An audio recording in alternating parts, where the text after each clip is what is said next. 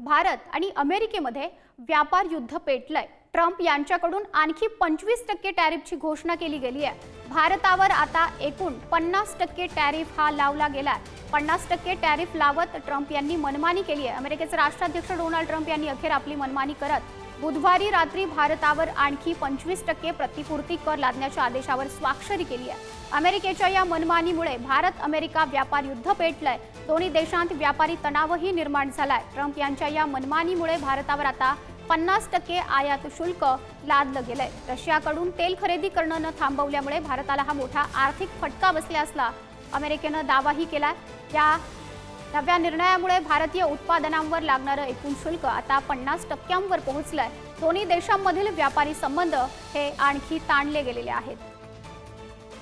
Trump आपल्या देशाची म्हणजे मोदींची अक्षरशः थट्टा करतायत, खिल्ली उडवतायत आणि आपण त्यांना अजिबात एक अवाक्षराने सुद्धा उत्तर देऊ शकत नाही आहोत।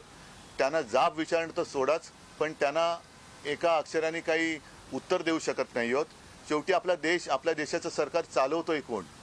हे सरकार अपयशी, असफल आणि असहाय्य आहे। यांना कोणती परराष्ट्र नीति नाही। हमारे लिए अपने किसानों का हित सर्वोच्च प्राथमिकता है।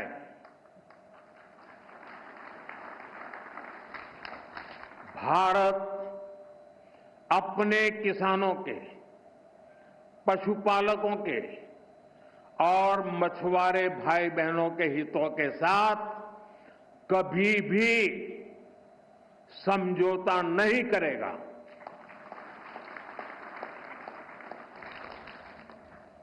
और मैं जानता हूं व्यक्तिगत रूप से मुझे बहुत बड़ी कीमत चुकानी पड़ेगी, लेकिन मैं इसके लिए तैयार हूं। मेरे देश के किसानों के लिए, मेरे देश के मछुआरों के लिए, मेरे देश के पशुपालकों के लिए आज भारत तैयार है।